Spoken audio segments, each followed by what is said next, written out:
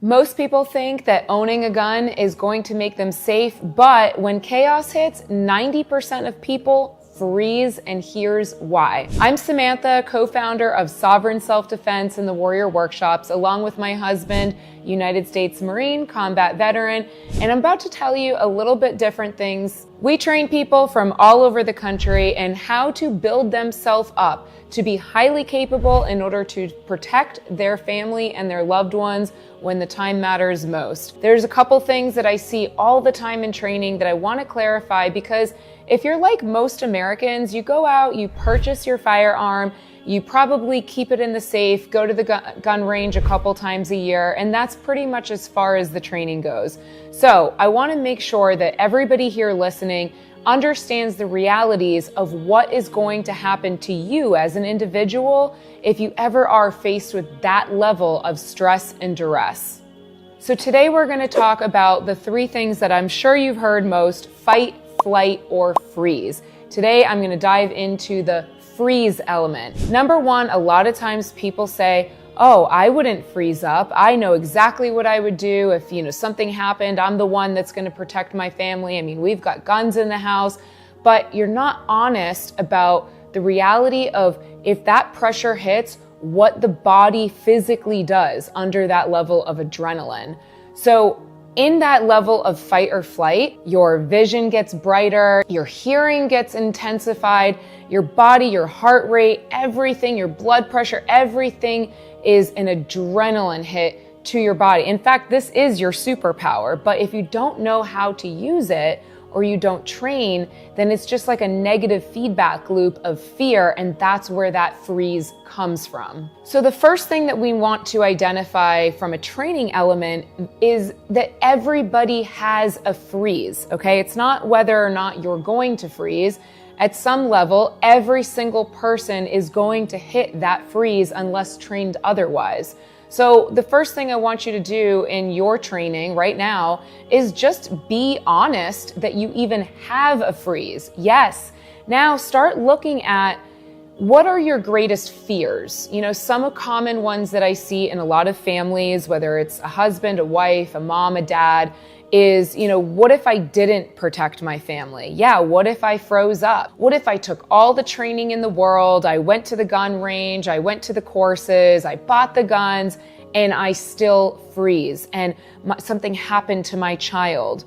Or maybe your fear is that you made a mistake and you shot the wrong person by an honest mistake.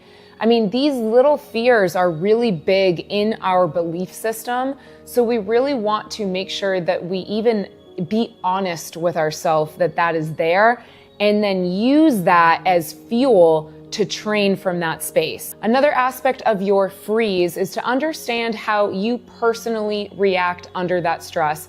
Now, I will tell you, after training hundreds of people, even thousands at this point, of all different types of individuals, moms, dads, everyday life people, you actually go to your lowest level of emotional maturity when that pressure is on. So everybody likes to think that they're going to do all this training and they go to the range and they exercise and work out, and they think that they're just going to be, John Wick when that moment happens. But guys, that's not the actual truth until you hit a certain level of, training.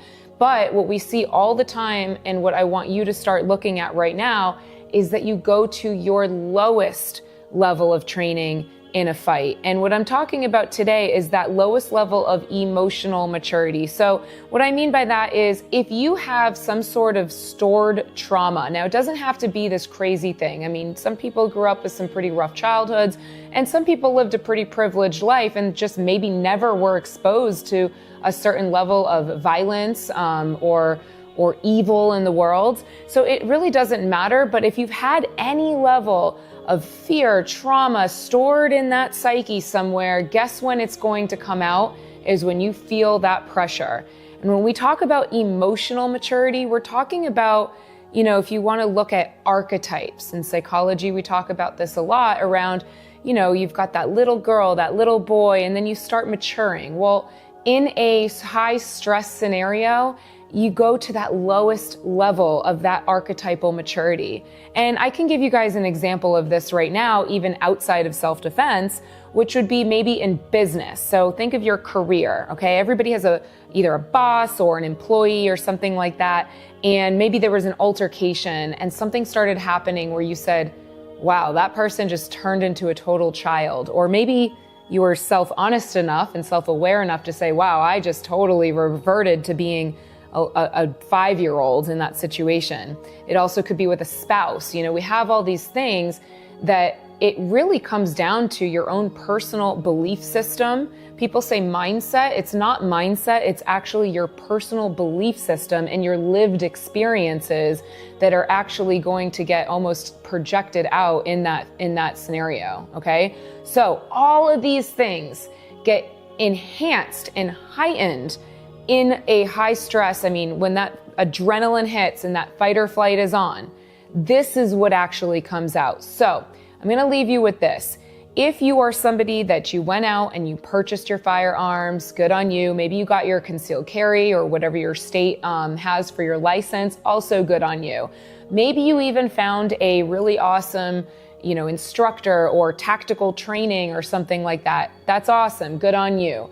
However, if you don't train this, your emotional maturity, your psyche, and really how do you do that is through building courage. That's really the only solution, is putting yourself into scenarios where you find that freeze, you work past it.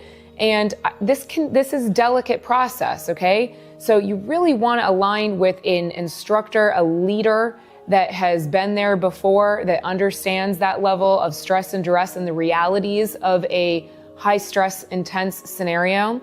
And find your freeze, work past it, build that courage, build that capability. That is the antidote to this. So as you're looking around the world and you are looking for a company to align with or a leader to align with you on how to actually build yourself to be the best of the best to protect your family, make sure that that leader has the qualities that you want to take on. They should embrace that. They should have that. You should be inspired by their qualities, their courage that they have, that you can have for yourself as well if you go through that training.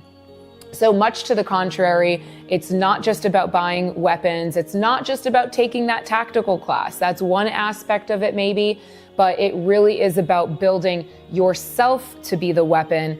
Everything else at that point is just a tool. If you're somebody that believes in building yourself up to be highly capable to defend your family under that stress and duress, then go ahead and hit that subscribe button. This is what we build here every single week, and I look forward to training with you guys soon.